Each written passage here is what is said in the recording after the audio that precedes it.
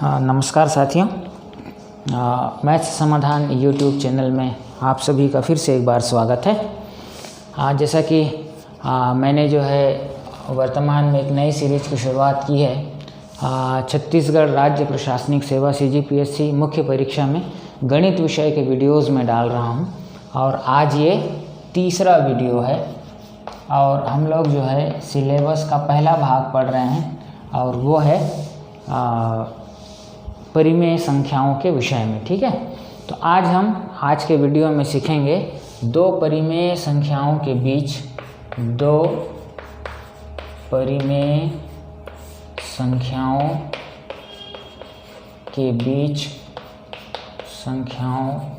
बीच परिमेय संख्याएं ज्ञात करना। परिमेय संख्याएं ज्ञात करना। दो परिमेय संख्याओं के बीच परिमेय संख्याएं ज्ञात करना। टू फाइंड रेशनल नंबर्स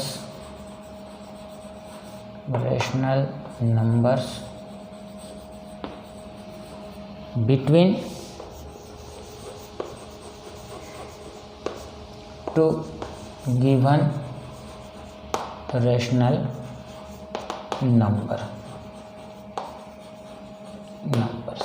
ये आज हम सीखेंगे दो दी हुई परिमेय संख्याओं के बीच में परिमेय संख्याएं ज्ञात करना। How to find rational numbers between two given rational numbers. अब देखिए इसमें प्रश्न किस प्रकार का होगा, वहाँ से मैं बता रहा हूँ। प्रश्न इस प्रकार का हो सकता है 3/7 एवं 4/8 के बीच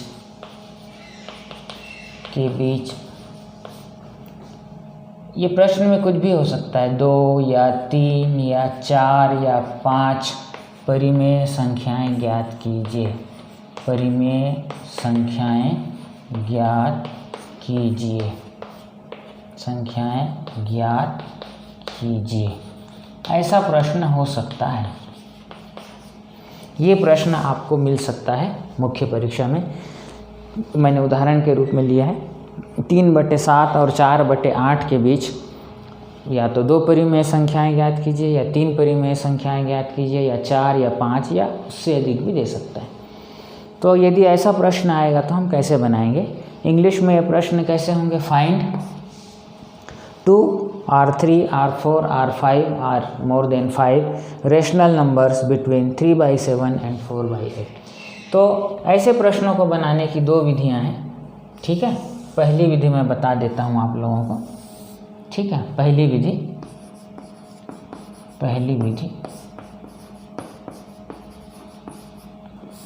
विधि तो सीधा है कि आप जो है 3/7 एवं 4/8 के बीच एक परिमेय संख्या निकाल लीजिए।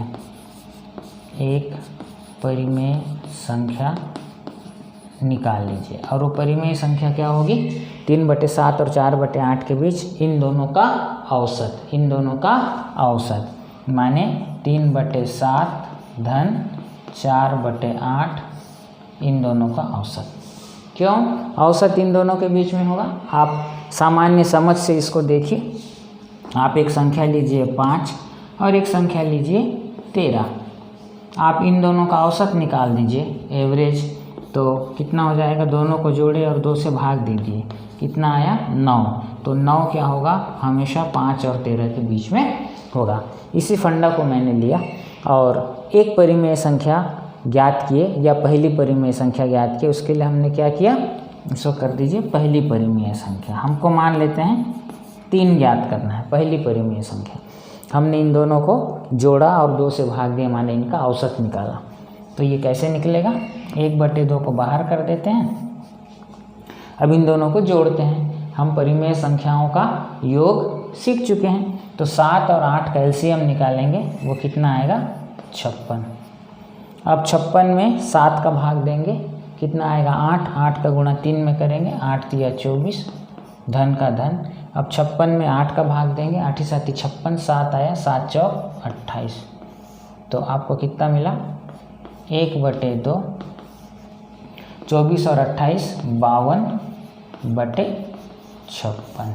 अब आप काट दीजिए, 2 एकम 2, 2 26 52, तो क्या मिला आपको 26/56।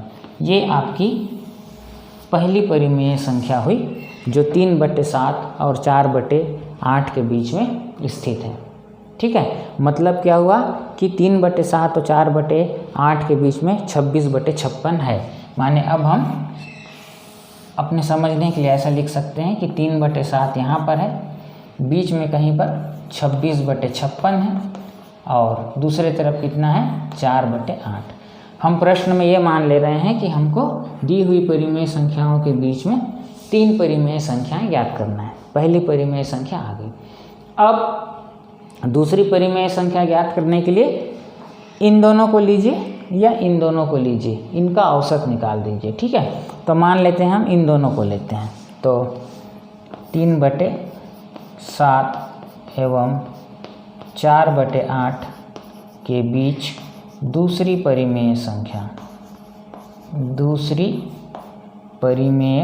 संख्या बराबर क्या लिख दीजिए 3/7 एवं 26/56 के बीच की परिमेय संख्या। मैं शॉर्ट में लिख रहा हूँ भाई, इन दोनों के बीच कोई परिमेय संख्या आप लिखेंगे तो वो 3/7 और 4/8 के बीच ही आएगा। ठीक है, इसलिए मैंने लिखा 3/7 एवं 4/8 के बीच दूसरी परिमेय संख्या। वो कौन होगी? इन दोनों के बीच की दूसरी परिमेय संख्या, इसके और इसके बीच की दूसरी परिमेय संख्या। मैं इसको और इसको भी ले सकता था, लेकिन मैंने इन दोनों को लिया है, इसके पीछे कोई विशेष कारण नहीं है। तो अब इन दोनों के बीच 3/7 और 26/56 के बीच की परिमेय संख्या क्या हो जाएगा? 3/7 धन 26/56 का औसत, इन दोनों का औसत। अब इन दोनों का औसत निकालते हैं, इन दोनों का औसत निकाल देते हैं, क्या होता है देखते हैं। मैं टॉपिक को मिटा देता हूं ताकि जगह मुझको पुर जाए। तो 1/2 को मैंने बाहर निकाला, 7 और 56 का एलसीएम आएगा 56। अब 56 में इस 7 का भाग देंगे, 7 या 8 56, 8 तिया 24, धन 56 में इस 56 का भाग दिए 1 आया, 1 गुणित 26 26 आया, तो क्या मिला 1/2। तो 24 और 26 कितना हो गया 50/56। अब आप भाग दीजिए, 2 25 50, 25/56। तो एक संख्या और आ गई यहाँ पर 25/56। तो अब देखिए ये 3/7 और 4/8 के बीच हमको 2 परिमेय संख्याएं मिल गई। अगर 2 निकालना होता तो ऐसा करते, हमारा यहाँ पर उत्तर खत्म हो जाता, लेकिन हमने शुरू में मान लिया है कि 3 परिमेय संख्याएं ज्ञात करना है। तो अब हम क्या करेंगे, या तो इसके और इसके बीच एक परिमेय संख्या ज्ञात करेंगे, या इसके और इसके बीच एक परिमेय संख्या ज्ञात करेंगे, या इसके और इसके बीच एक परिमेय संख्या ज्ञात करेंगे, या इसके और इसके बीच एक परिमेय संख्या ज्ञात करेंगे, या इसके और इसके बीच एक परिमेय संख्या ज्ञात करेंगे। वो आपकी मर्जी है, आप किसके बीच निकालना चाहेंगे। आएगा 3/7 और 4/8 के बीच में।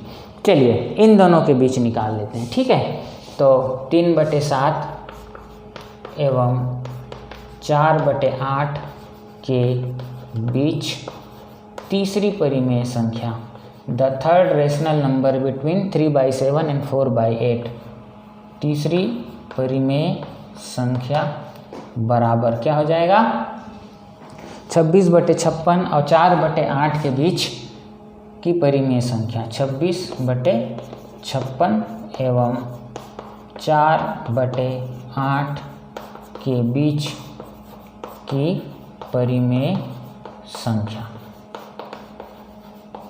तो इन दोनों के बीच की परिमेय संख्या निकालने के लिए क्या करना पड़ेगा, इन दोनों को जोड़ना पड़ेगा और 2 से भाग देना पड़ेगा, अर्थात हमको इन दोनों के बीच की परिमेय संख्या निकालने के लिए इनका औसत निकालना पड़ेगा। तो 1/2 को बाहर निकालिए, 56 और 8 कैल्शियम कितना आ जाएगा 56, 56 में 56 का भाग गया, 1 आया 1 गुणित 26, 26 कीजिए, 56 में 8 का भाग दीजिए, 7 आया, 7 चौक 28, 1/2 और ये 26 और 28 कितना हुआ 54/56, काट दीजिए कितना आया 27/56। ये कहाँ चला जाएगा इन दोनों के बीच में, तो इन दोनों के बीच में लिख देता हूँ 27/56 और यहाँ लिख देता हूँ 4/8। तो अब आप देखिए 3/7 और 4/8 के बीच 3 परिमेय संख्याएं हमको मिली, 25/56, 26/56 और 27/56। तो इस प्रकार यदि 3 परिमेय संख्याएं निकालना होता इन दो संख्याओं के बीच में तो हम इस तरीके से निकालते। अगर 4 बोलता तो फिर आप इन दोनों के बीच एक परिमेय संख्या निकालते, या इन दोनों के बीच, या इन दोनों के बीच, या इन दोनों के बीच, या इन दोनों के बीच, या इन दोनों के बीच, किन्हीं भी दो के बीच में। तो आपकी दी गई संख्याएं 3/7 और 4/8 के बीच की चौथी परिमेय संख्या होती। और इस प्रकार हम अनंत रूप में दो परिमेय संख्याओं के बीच में परिमेय संख्याएं ज्ञात कर सकते हैं। और आप इस बात को याद रखिए कि किन्हीं भी दो परिमेय संख्याओं के बीच अनंत संख्या में परिमेय संख्याएं होती हैं। There are infinite number of rational numbers between two rational numbers. Always remember the total number of rational numbers between any two rational numbers is infinite. Okay, तो इस बात को हमेशा याद रखेंगे, किन्हीं भी दो परिमेय संख्याओं के बीच में अनंत संख्या में परिमेय संख्याएं होती हैं। ठीक है, तो ये पहली विधि हुई। अब मैं आप लोगों को एक दूसरी विधि बताता हूँ जो इससे भी आसान है और मैं अपने समय में इसी विधि का प्रयोग करता था। दूसरी विधि बताने से पहले आपको एक नियम याद होना चाहिए। ये नियम है परिमेय संख्याओं पर। वो नियम है कि किसी परिमेय संख्या के अंश एवं हर में किसी एक ही संख्या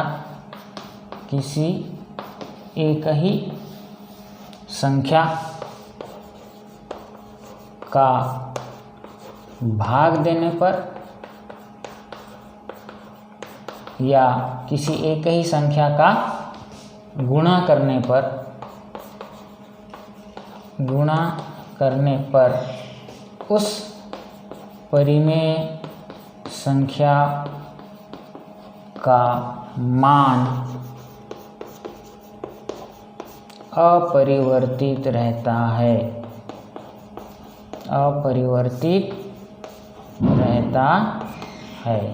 ये बहुत इम्पॉर्टेंट नियम है, इसको आप लोग नोट करके रखेंगे।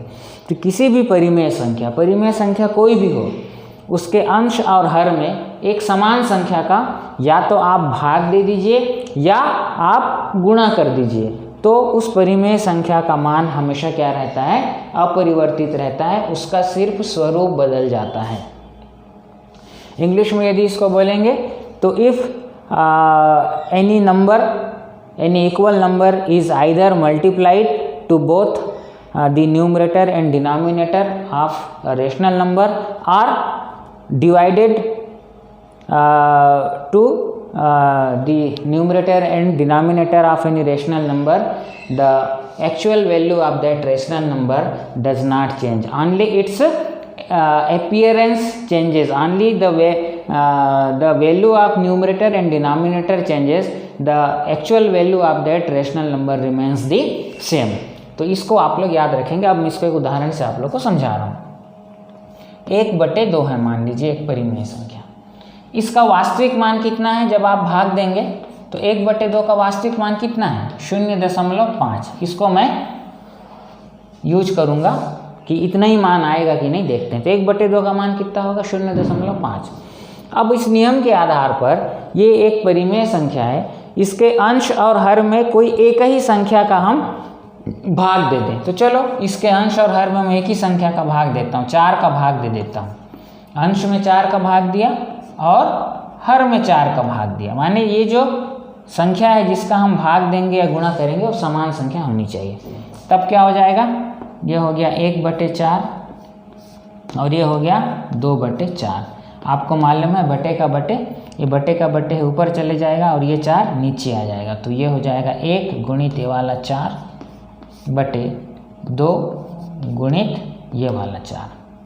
तो कितना हो गया, या तो काट देंगे, देखिए काट देंगे तो आपको वापस 1/2 मिलेगा, लेकिन आप मत काटिए और देखिए क्या होता है। आपको मिला 4 एकम 4 और 4 दूनी 8। हमने क्या किया, 1/2 एक परिमेय संख्या ली जिसका वास्तविक मान कितना है 0.5। अब उसके अंश और हर में एक समान संख्या 4 का हमने भाग दिया, तो हमको 4/8 मिला। अब 4/8 को आप दशमलव में बदलिए, भाग नहीं जाएगा दशमलव, और 8 पंचे 40, आपको कितना मिला 0.5। तो देखिए जब हमने 1/2 के अंश और हर में किसी एक ही संख्या का भाग दिया तो क्या मिला हमको, एक नई परिमेय संख्या मिली जिसका स्वरूप बदला हुआ है, अंश का मान बदल गया, हर का मान बदल गया, लेकिन उसका वास्तविक मान पहले भी 0.5 था और बाद में भी 0.5 है। तो ये क्या हुआ, किसी परिमेय संख्या के अंश और हर में किसी एक ही संख्या का भाग देने पर उस परिमेय संख्या का मान क्या होता है, अपरिवर्तित होता है। तो देखिए if I take for example 1/2 and now I am going to divide the numerator by 4 and the denominator by 4, these are the same numbers. Okay, so when I divided numerator by 4 and denominator by 4, what I got, 1/4 divided by 2/4. Now this 4 will go up and this 4 will come down, so it became 1 into 4 divided by 2 into 4, that is 4/8. So after dividing this numerator and denominator by 4, we get 4/8. So what will be the value of 4/8? If I divide this 4/8, we get 0.5. Now the original value of 1/2, which is our rational number which has been taken for this example, was 0.5, and after dividing the numerator and the denominator by a same number, that is 4 here, it remains 0.5.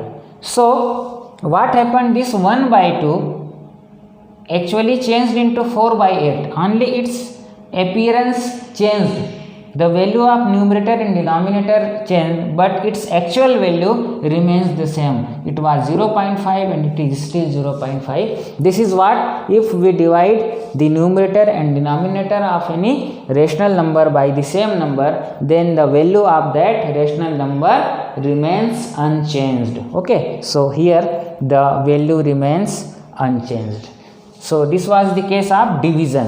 Now अब देखते हैं कि दूसरा भाग गुणा करने पर क्या होता है। तो मान लेते हैं हम 3/4 एक संख्या लेते हैं, 1/2 पे भी कर सकते थे।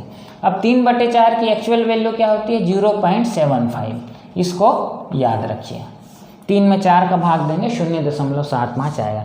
अब इसके अंश और हर में हम कोई एक निश्चित संख्या का गुणा कर देते हैं, मान लो 5 का, तो 5 का गुणा अंश में किया, 5 का गुणा हर में किया, तो ये कितना हो जाएगा 15/20। 15/20 परिमेय संख्या उदाहरण के लिए हमने ली है 3/4, इसके अंश और हर में हमने एक समान संख्या 5 का गुणा कर दिया, तो ये नई परिमेय संख्या मिली 15/20। अब इसका मान कितना होता है देखते हैं। तो 15 में हम 20 का भाग देते हैं, भाग नहीं जाएगा, दशमलव लगाया, यहाँ 0 उतारा, 20 7 140, 10 आया, फिर 0 उतरेगा, 20 पंचे 100, तो मान कितना आया 0.75, और पहले भी इसका मान कितना था 0.75। मतलब ये कि हमने उदाहरण के लिए एक परिमेय संख्या 3/4 ली जिसका एक्चुअल मान कितना था 0.75। अब इसके अंश और हर में हमने एक समान संख्या 5 का गुणा कर दिया, तो हमको नई परिमेय संख्या 15/20 मिली, लेकिन इसका वास्तविक मान अभी भी कितना है 0.75 ही है, जो कि पहले था। इसका ये मतलब हुआ कि किसी परिमेय संख्या के अंश और हर में एक ही संख्या का गुणा कर देने पर उसके मान में कोई परिवर्तन नहीं होता है। इसी प्रकार किसी परिमेय संख्या के अंश और हर में किसी एक ही संख्या का भाग दे देने पर भी उसका मान अपरिवर्तित रहता है। So now for the second example, if I take 3/4 as the rational number, now if I multiply the numerator of 3/4 by 5 and the denominator 4 by if I multiply 5 to this denominator 4, what I will get? 15/20, and this 3/4 rational numbers actual value is 0.75. After multiplying the same number to both numerator and denominator, it became 15/20. Now let's find out the value of 15/20. For that I divided 15/20, so we get here 0.75. So what happened? Its actual value is remaining the same. While what happened? Here we multiplied the same number to the numerator and denominator. So this again proves that if the numerator and denominator of any rational number is multiplied by the same number, and firstly we have proved if divided by the same number, the actual value of that rational number does not change, it remains same, or we can what happens? Only the appearance of that rational number changes. That means the value of numerator and the value of denominator changes, but the actual value remains the same. So this is the rule regarding rational number which has to be noted down. Okay, very important one. अब आते हैं दूसरी विधि पे, और दूसरी विधि जो है हमारी इसी पर आधारित है, इसी नियम पर आधारित है। तो अब 3/7 और 4/8 के बीच हमको मान लो 3 परिमेय संख्याएं ज्ञात करना है, ये इसी विधि पर आधारित है। अब हम क्या करेंगे देखिए, अब हम क्या करेंगे, हमारी दी हुई परिमेय संख्या 7 है, 3/7 है और 4/8 है। हमको क्या करना है? 7 और 8 इसके हर का और इसके हर का लघुत्तम निकाल लेना है कहीं रफ में, और 7 और 8 का लघुत्तम कितना मिलेगा? 56। कितना मिलेगा? 56। अब हम पहली परिमेय संख्या में 56, पहली परिमेय संख्या के अंश और हर में 56 का गुणा करेंगे, और दूसरी परिमेय संख्या के अंश और हर में 56 का गुणा करेंगे। ये 56 आया कहाँ से? वो 56 आया दी गई परिमेय संख्याओं के हरों का हम क्या निकालेंगे? एलसीएम, और इन दोनों का एलसीएम है 56, इसलिए हमने 56 लिया। ठीक है, तो अब हम क्या लिखेंगे? दी गई परिमेय संख्याएं, ऐसा लिखना है भाई, आपके पेपर में आपको लिखना पड़ेगा, ये सारे स्टेटमेंट्स आपको लिखने पड़ेंगे। कोई भी अगर ऐसा सोचता है कि ये सब लिखना ज़रूरी नहीं है, गलत फहमी में है, बहुत नंबर कटते हैं। तो दी गई परिमेय संख्याएं 3/7 एवं 4/8 के अंश एवं हर में कितने का? 56 का गुणा करने पर। ये 56 कहाँ से आया? ये 56 आया दी गई परिमेय संख्याओं के हरों का लघुत्तम निकाले तब आया। तो 56 का गुणा कीजिए, तो 3/7 में कर दीजिए गुणित 56, और इसमें भी कर दीजिए गुणित 56। तो ये कितना हो जाएगा? 3 छक्के 18 के 8 हासिल आया 1, 3 पंचे 15 और 1 16, 7 छक्के 42 के 2 और 7 छक्के 42 के 2 हासिल आया 4, 7 पंचे 35 और 4 39, 168/392। तो ये पहली परिमेय संख्या 3/7 का नया रूप है, इसका मान बदला नहीं है, जितना इसका मान होगा दशमलव में उतना ही इसका भी मान होगा। फिर से किस में कीजिए? 4/8 में जो है 4/8 में जो है आप 56 का गुणा कीजिए अंश में, और हर में भी कितना का गुणा कर दीजिए?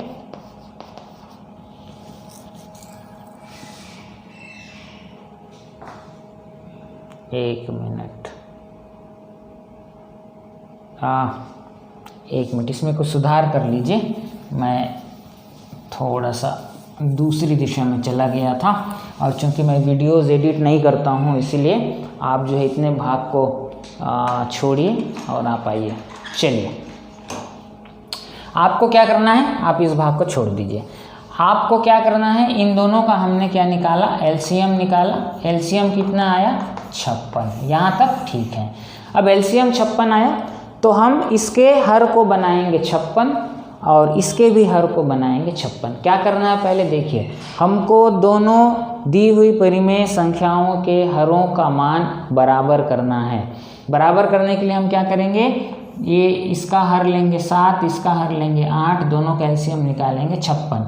अब हम इसके हर को बनाएंगे 56 और इसके भी हर को बनाएंगे 56।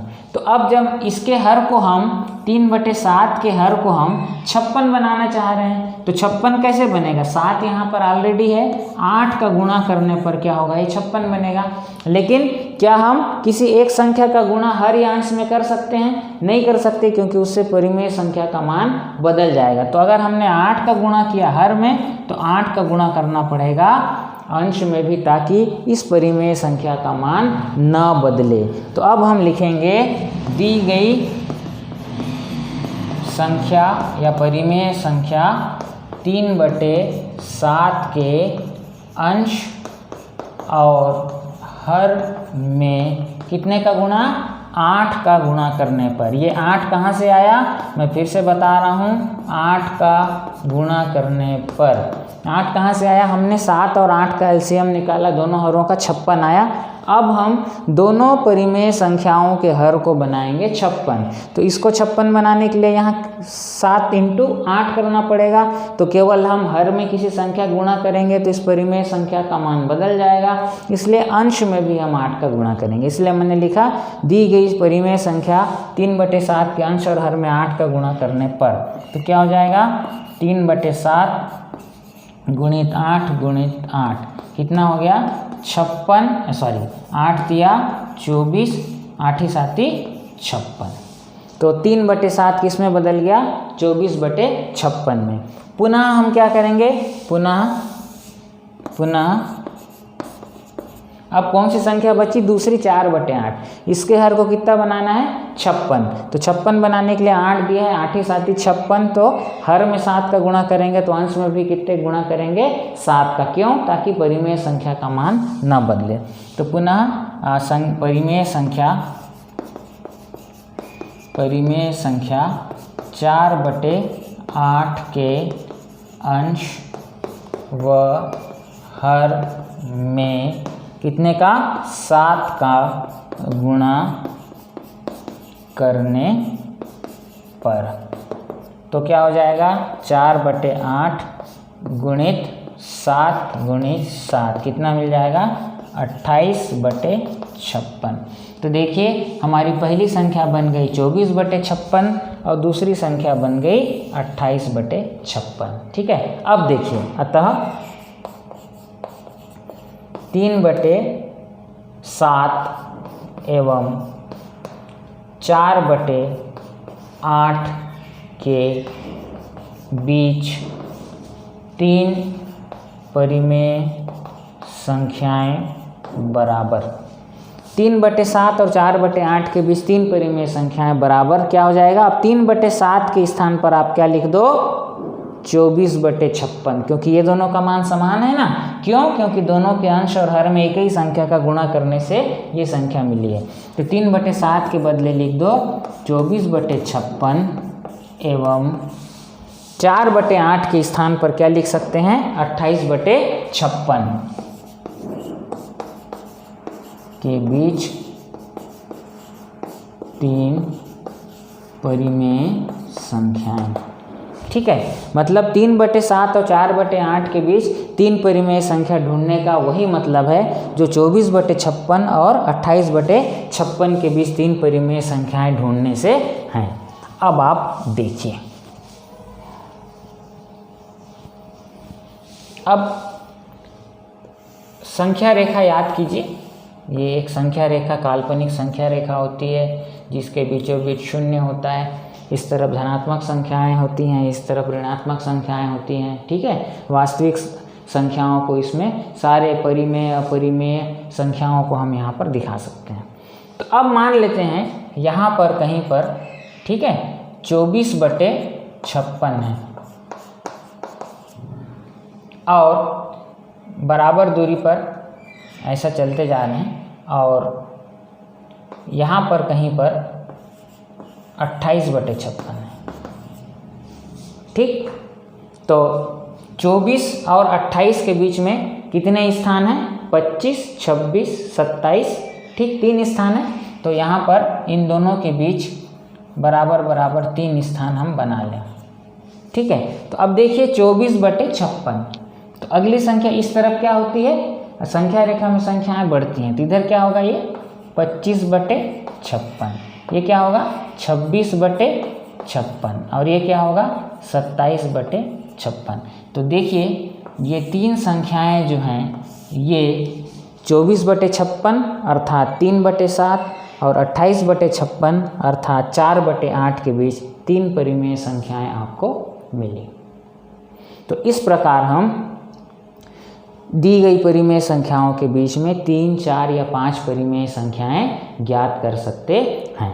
अब मैं इसको इंग्लिश में बता दूं कि the second method is what we have to do. Our given numbers are 3/7 and 4/8. First you have to find the LCM of these two denominators, and that is 56. Now we will make these denominators equal to 56. Now first number is 3/7. If I want to make this 7, what I want to make 56, then what will I have to do? I will have to multiply it by 8. But if I multiply this denominator only by 8, the entire value of 3/7 will change. So if we want the actual value of 3/7 to remain unchanged, what will I have to do? I will have to multiply the same number to the numerator also.